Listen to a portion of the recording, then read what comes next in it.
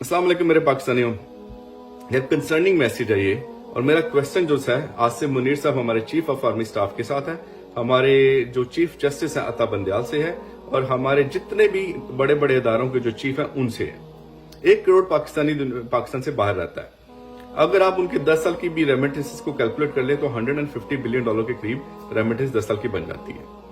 ये सिर्फ रेमिटेंसेस हैं, उसके अलावा इन्वेस्टमेंट्स भी होती हैं। मैं 22 साल से यहाँ पर हूँ, मैं 22 साल से इन्वेस्टमेंट्स भी कर रहा हूँ पाकिस्तान के अंदर, और अपने रेमिटेंसेस भी बेच रहा हूँ पाकिस्तान के अंदर। मेरे जैसे 1 करोड़ लोग पाकिस्तानी हैं। जो पाकिस्तान के अंदर लोग बैठे हैं वो भी पाकिस्तान के अंदर इन्वेस्टमेंट करते हैं, बाहर से आके भी पाकिस्तान के अंदर इन्वेस्टमेंट करते हैं। अब आपने जो फियर इंजेक्ट किया है पूरी की पूरी नेशन के अंदर ताकि आपको इलेक्शंस ना कराने पड़े, क्योंकि आपको पता है कि इमरान खान जो है डेमोक्रेसी मांगता है, रूल ऑफ लॉ मांगता है, जो हमारे सिस्टम में फिट नहीं होती है। मैं ऑनेस्टली आपको बात कर रहा हूं, डेमोक्रेसी रूल ऑफ लॉ 70 साल से हमारे सिस्टम में फिट नहीं होती है। कोई ना कोई इसको बादशाह की तरह चलाना चाहता है, इस सिस्टम को चलाना ही बादशाह की तरह चाहता है, डेमोक्रेसी की तरह चलाना नहीं चाहता इस सिस्टम को। तो आपने पूरे निजाम को ना, इंस्टीट्यूशन को हाईजैक कर लिया, और हाईजैक करके आपने उसका रिजल्ट क्या निकाला है कि पाकिस्तानी अवाम को डरा के इनको बैठा दो तो ये इलेक्शन ना मांगे। अब मैं आपको 2 चीजें कहता हूं। डराने की बेस आपने बनाई 9th ऑफ मई को, और मैं उसकी 2 चीजें मैं आपको समझाने की कोशिश करता हूं, और या मैं खुद समझने की कोशिश कर रहा हूं कि वो सारा मॉब निकला कैसे रोडों के ऊपर, वो सारे लोग रोडों के ऊपर निकले कैसे। पहली बात तो आपने कितने 1.5 साल उनको इलेक्शन ही नहीं दिया, वो इलेक्शन मांगते रहे। 14 मई की डेट भी खत्म गुजर गई, आपने उनको इलेक्शन नहीं दिए। आपने सुप्रीम कोर्ट के ऑर्डर्स को भी जो सब कंप्लीटली वॉलेट कर दिया, इग्नोर कर दिया, आपने उनको इलेक्शन नहीं दिए, आपने उनको फ्रस्ट्रेट कर दिया। 2 दफा खान साहब, उनके most popular leader of Pakistan को आपने 2 दफा असैसिनेशन अटेम्प्ट भी देख ली, 4 गोलियां भी मरवा दी। आपने उनकी सब्र का बिल्कुल पैमाना खत्म कर दिया। उसके बाद आपने उनको अरेस्ट किया इलीगली पैरामिलिट्री फोर्सेस के जरिए, जो कोर्ट ने कहा कि आपने लीगली अबडक्ट किया। तो फिर किसने इंसाइड किया ये मॉब? आपने इंसाइड किया। जिस किसी ने भी ये डिसीजन किया कि खान साहब को इलीगली अरेस्ट किया जाए, जब वो खुद कोर्ट के अंदर मौजूद थे, कोर्ट के शीशे तोड़ के, उस बंदे का ये सारा किया धरा है, जिसने शुरुआत की इस चीज की। चले शुरुआत हो गई, प्रोटेस्टर्स निकल आए। खान साहब को असैसिनेशन अटेम्प्ट भी हुई थी, तब भी प्रोटेस्टर्स निकले थे। खान साहब को जब वोट ऑफ नो कॉन्फिडेंस के जरिए निकाला गया था, तब भी लीडरलेस प्रोटेस्टर्स निकले थे, और पाकिस्तान जिंदाबाद के नारे भी लगाए थे, और पाकिस्तान जमीन भी गाया था उन्होंने कराची में, अगर आपने याद हो। प्रोटेस्टर इस दफा भी निकल आए। काफी सारे आपने लीडर देखे भी, जैसे कि आपने देखा हमारे यास्मीन राशिद साहब कह भी रही थी कि आप किसी बिल्डिंग के अंदर ना जाए, तो आपने देखे भी वो कह रही हैं प्रोटेस्टर्स को स्टे काम, हमने एक पीसफुल प्रोटेस्ट करना है, जैसे कि हमेशा पीटीआई पार्टी करती है। तो उसके बाद क्या हो गया? एक तो पहले आपने इंसाइड किया मॉब को, ठीक है, आपने इंसाइड करके पाकिस्तानी को बाहर निकाल दिया, वो भी आपकी वजह से निकले।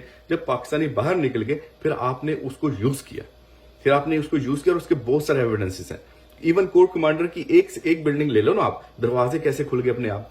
दरवाजे ऑलरेडी खुले थे। 6 लेयर की जो होती है ना, जहां तक मुझे पता, जितने भी मेरे रिश्तेदार हैं मेरे फौज के अंदर, मुझे बताती हैं यार 6 लेयर की सिक्योरिटी होती है वहां पर। मुझे खुद पता है, जब मैं कैंट एरिया में जाता था, कितनी दफा चेक पोस्ट पे रुकता था, तो भाई वो सारी की सारी सिक्योरिटी किधर गई? लॉजिकली साफ नजर आ रहा है कि किसी ने ये जानबूझ के सिक्योरिटी यहां से हटाई ताकि मॉब को अंदर लेके जाया जाए। चले मॉब अंदर चला गया। पहली दफा जब मॉब जैसे ही अंदर जाता है, भी दरवाजा खुलता है तो कैमरा पड़ता है लेफ्ट साइड के ऊपर, सारी खिड़कियां ऑलरेडी टूटी होती हैं, दरवाजे ऑलरेडी टूटे होते हैं। साफ जाहिर है यार, कोई ना कोई इस चीज को प्लान कर रहा है। अब उस चीज को कि भी वहां पे आग लग गई, वहां पे, और कितनी देर, 18 घंटे मैंने सुना कि वहां पे प्रोटेस्ट चलता रहा। 18 घंटे वहां पे मिलिट्री नहीं पहुंची उसको बचाने के लिए। चलो 12 घंटे कर लो, चलो 6 घंटे कर लो, चलो 2 घंटे कर लो। 2 घंटे का टाइम भी नहीं था आपके पास कि आप 2 घंटे में वहां पे मिलिट्री पहुंचे और लोगों को निकाल ले। क्यों नहीं पहुंची वहां पर? आप तो बड़े स्पीडी हो, आप तो बड़ी दुनिया की बेस्ट मिलिट्री है आपकी। तो भाई ये कहीं ना कहीं से तो ये सारा प्लान बना है ना, और सारे ओवरसीज पाकिस्तानियों को भी नजर आ रहा है, पाकिस्तानी को भी नजर आ रहा है, इंटरनेशनल मीडिया को भी नजर आ रहा है। अब आपने इसको यूज करके पूरी की पूरी पीटीआई पार्टी के ऊपर हल्ला बोल दिया, इलीगल हल्ला बोल दिया। इलीगल अबडक्शन, नो वारंट गिरफ्तारीज, फिर अबडक्शन करके टॉर्चर्स, डेथ सेल्स के अंदर। शाहरियार अफरीदी अभी भी सुना डेथ सेल के अंदर है, एक बाजू पैरालाइज है उसकी। इस तरह के काम अब करेंगे तो फिर ऑब्वियसली जो फवाद चौधरी जैसे लोग, या थोड़े से कमजोर लोग, कम दिल के लोग, वो फिर कहेंगे ठीक है यार, जान छोड़ो, मेरे बच्चे छोड़ो, मेरी बीवी छोड़ो। और ये अपने मुल्क में बात हो रहा है। जब इतने बड़े लीडर जितने इन्फ्लुएंशियल हैं वो सेफ नहीं है, तो मेरे बच्चे, मेरी बच्ची, या मेरा बेटा, या मेरी बीवी कैसे सेफ है? तो आपने किया क्या है? आपने 22 करोड़ अवाम, इंक्लूडिंग 1 करोड़ पाकिस्तानी बाहर से, आपने उनको अनसेफ कर दिया।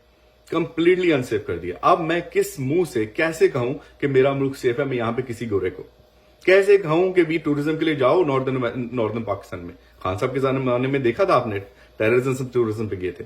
तो आप ही मुझे समझा दो मैं कैसे कैसे प्रमोट करूं इस चीज को। आपने अपनी वजह से, सिर्फ अपनी खुन्नस की वजह से आपने पूरी आवाम को अनसेफ कर दिया। मुझे इस चीज का आंसर दे दें, मैं अगर पाकिस्तान आता हूं तो मैं सेफ हूं?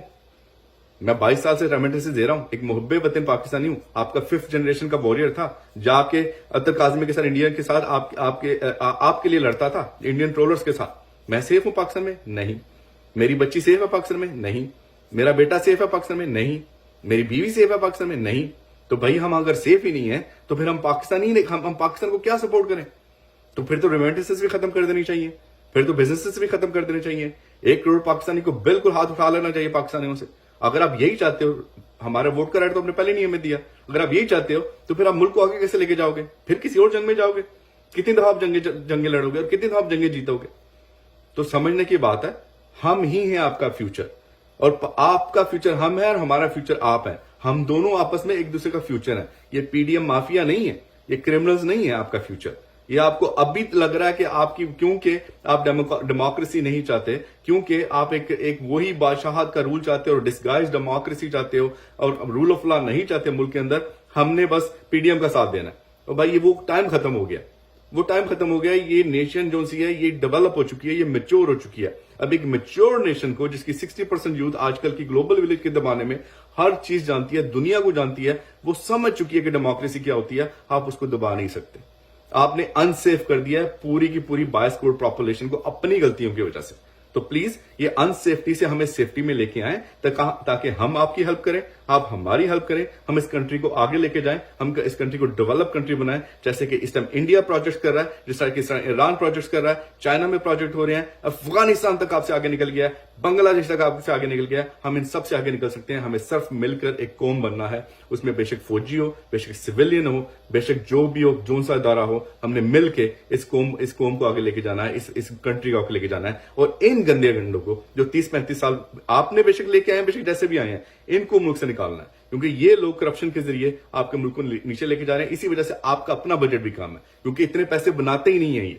जैसे ही इंडस्ट्री छड़ी होगी ना, आपका बजट भी बढ़ जाएगा, हर चीज बढ़ जाएगी। तो प्लीज ये इल्तिजा है, सुन लें तो अच्छी बात है, ना सुनेंगे तो उसके फिर कॉन्सिक्वेंसेज हम सब भुगतेंगे। पाकिस्तान जिंदाबाद।